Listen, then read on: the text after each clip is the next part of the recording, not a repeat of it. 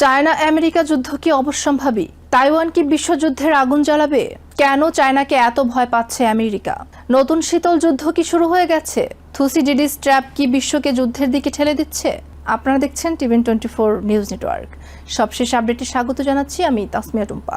Thucydides trap বর্তমান বিশ্বের সবচেয়ে আলোচিত ভূ রাজনৈতিক ধারণাগুলোর একটি।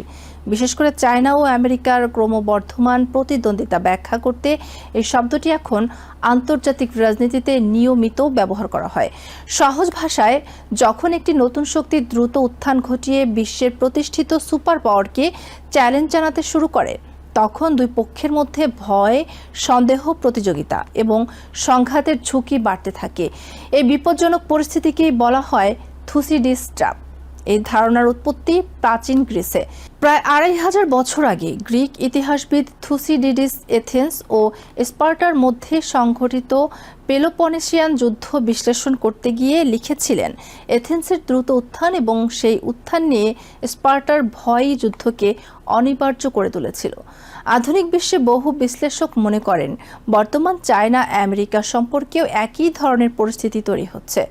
এখানে চায়নাকে দেখা হচ্ছে দ্রুত উত্থানশীল শক্তি হিসেবে এবং আমেরিকাকে দেখা হচ্ছে প্রতিষ্ঠিত বৈশ্বিক শক্তি হিসেবে, যে নিজের প্রভাব ও আধিপত্য ধরে রাখতে চাইছে। শীতল যুদ্ধ শেষ হওয়ার পর দীর্ঘ সময় ধরে আমেরিকা ছিল বিশ্বের একক আধিপত্যশালী শক্তি। সামরিক ক্ষমতা, অর্থনীতি, প্রযুক্তি, আন্তর্জাতিক প্রতিষ্ঠান, বৈশ্বিক বাণিজ্য ও কূটনৈতিক প্রভাব সব ক্ষেত্রেই ওয়াশিংটনের অবস্থান ছিল সবচেয়ে শক্তিশালী। সোভিয়েত ইউনিয়নের পতনের পর অনেকেই ধারণা করেছিলেন, আমেরিকার এই আধিপত্য হয়তো দীর্ঘ সময় ধরে চ্যালেঞ্জহীন থাকবে। কিন্তু সেই ধারণা বদলে দেয় চায়নার উত্থান। ১৯৭০-এর দশকের শেষ দিকে অর্থনৈতিক সংস্কার শুরু করার পর চায়না ধীরে ধীরে বিশ্বের বৃহত্তম উৎপাদন কেন্দ্রে পরিণত হয়। কয়েক দশকের মধ্যে দেশটির অর্থনীতি বিস্ফোরণ গতিতে বৃদ্ধি পায়। শত শত মিলিয়ন মানুষ দারিদ্র্য থেকে বেরিয়ে আসে।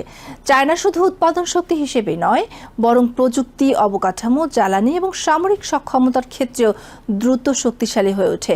বর্তমানে চায়না কৃত্রিম বুদ্ধিমত্তা, সেমিকন্ডাক্টর, বৈদ্যুতিক গাড়ি, 5G প্রযুক্তি, রোবোটিক্স, মহাকাশ প্রযুক্তি এবং কোয়ান্টাম কম্পিউটিংয়ের মতো খাতে আমেরিকার সঙ্গে সরাসরি প্রতিযোগিতা করছে। অনেক ক্ষেত্রে চায়না দ্রুত এগিয়ে যাচ্ছে। এই পরিবর্তন ওয়াশিংটনে গভীর উদ্বেগ তৈরি করছে।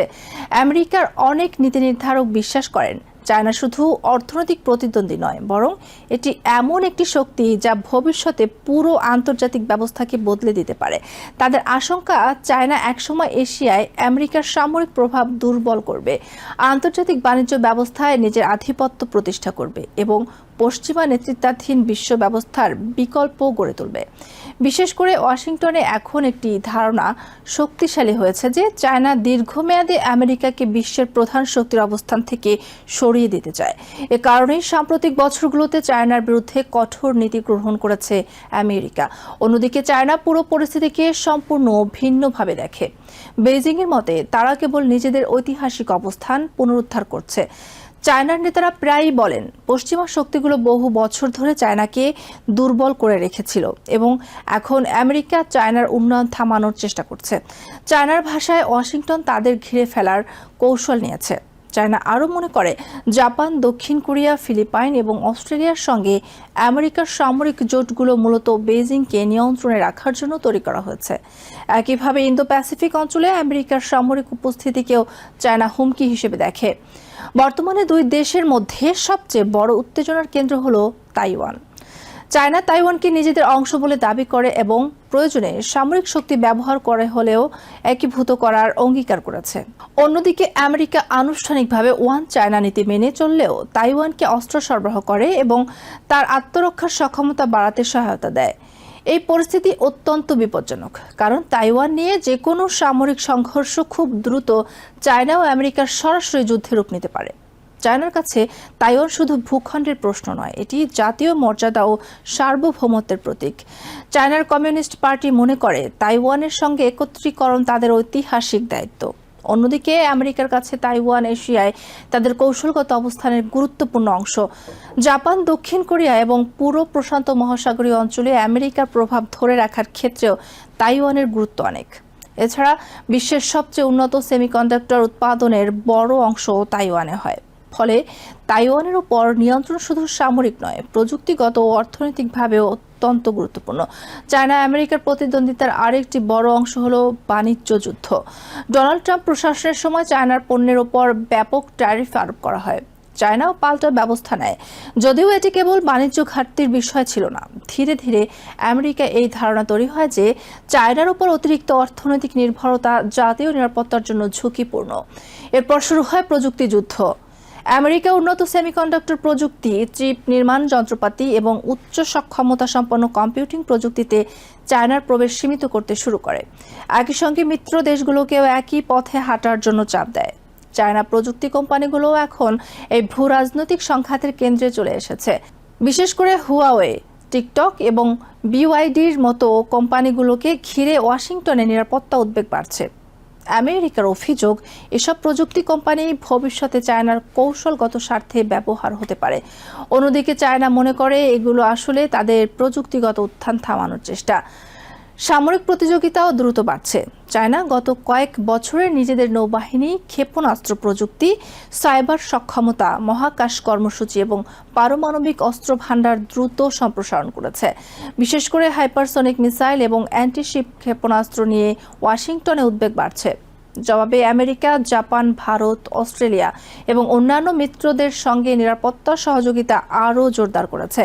অস্ট্রেলিয়া, ব্রিটেন ও আমেরিকার মধ্যে গঠিত অকাস নিরাপত্তা জোট এবং কোয়াড জোটকেও অনেকে চায়নার উত্থান ঠেকানোর অংশ হিসেবে দেখেন। সাউথ চায়না সি নিয়েও দুই দেশের মধ্যে উত্তেজনা বাড়ছে। চায়না এই অঞ্চলের বিশাল অংশ নিজেদের দাবি করে এবং সেখানে কৃত্রিম দ্বীপ তৈরি করে সামরিক ঘাঁটি নির্মাণ করেছে। অন্যদিকে আমেরিকা বলছে আন্তর্জাতিক আইন অনুযায়ী এই সমুদ্র পথ সবার জন্য উন্মুক্ত থাকা উচিত। ফলে প্রায়ই দুই দেশের যুদ্ধজাহাজ ও বিমান মুখোমুখি অবস্থানে চলে যাচ্ছে। তবে থুসিডিডিস স্ট্র্যাপ মানেই যুদ্ধ অবশ্যম্ভাবী এমন নয়। অনেক বিশেষজ্ঞ মনে করেন চায়না ও আমেরিকা উভয়ই জানে যে সরাসরি যুদ্ধ ভয়াবহ ধ্বংস ডেকে আনবে। দুই দেশই পারমাণবিক শক্তিধর। এছাড়া তাদের অর্থনীতি গভীরভাবে একে অপরের সঙ্গে যুক্ত। বড় ধরনের যুদ্ধ হলে শুধু এই দুই দেশ নয়, পুরো বৈশ্বিক অর্থনীতি ধসে পড়তে পারে। এই কারণেই অনেক বিশ্লেষক মনে করেন ভবিষ্যতের সংঘাত সরাসরি যুদ্ধের বদলে দীর্ঘমেয়াদী অর্থনৈতিক প্রতিযোগিতা, প্রযুক্তিগত বিচ্ছিন্নতা, সাইবার যুদ্ধ, গোয়েন্দা সংঘাত এবং প্রক্সি যুদ্ধের আকার নিতে পারে। অনেকে এটিকে নতুন ধরনের শীতল যুদ্ধ বলেও বর্ণনা করেন। তবে সবচেয়ে বড় ঝুঁকি হলো ভুল হিসেব বা ভুল বোঝাবুঝি। তাইওয়ান ঘিরে সামরিক উত্তেজনা, সাউথ চায়না সিতে দুর্ঘটনাজনিত সংঘর্ষ, সাইবার হামলা, অর্থনৈতিক নিষেধাজ্ঞা বা জাতীয়তাবাদের রাজনীতি, যে কোনো কিছু খুব দ্রুত বড় সংকটে রূপ নিতে পারে। চায়নার দীর্ঘমেয়াদী কৌশল নিয়েও ব্যাপক আলোচনা রয়েছে। অনেক বিশ্লেষক মনে করেন বেইজিং সরাসরি যুদ্ধ চায় না, বরং ধীরে ধীরে অর্থনৈতিক, প্রযুক্তিগত, কূটনৈতিক প্রভাব বাড়িয়ে আমেরিকার বৈশ্বিক অবস্থান দুর্বল করাই তাদের মূল লক্ষ্য। অন্যদিকে আমেরিকার সামনে বড় কৌশলগত প্রশ্ন হলো, তারা কি চায়নার উত্থান আংশিকভাবে মেনে নেবে নাকি কঠোরভাবে প্রতিরোধ করবে। যদি ওয়াশিংটন অত্যন্ত কঠোর অবস্থান নেয় তাহলে সংঘাতের ঝুঁকি বাড়তে পারে। আবার যদি দুর্বল অবস্থান নেয় তাহলে মিত্র দেশগুলো আমেরিকার নেতৃত্ব নিয়ে সন্দিহান হয়ে পড়তে পারে। এই কারণে চায়না আমেরিকা প্রতিদ্বন্দ্বিতাকে অনেকে 21 শতাব্দীর সবচেয়ে গুরুত্বপূর্ণ ভূ রাজনৈতিক লড়াই হিসেবে দেখছেন। মূল প্রশ্নটি এখন শুধু যুদ্ধ হবে কিনা সেটি নয়, বরং প্রশ্ন হলো একটি দ্রুত উত্থানশীল চায়না এবং একটি প্রতিষ্ঠিত আমেরিকা কি ভয়াবহ সংঘাত ছাড়াই একই বিশ্ব ব্যবস্থায় সহাবস্থান করতে পারবে। নিউ ইয়র্ক থেকে সম্প্রচারিত TVN 24 টেলিভিশন, বিশ্বজুড়ে বাঙালির কণ্ঠস্বর।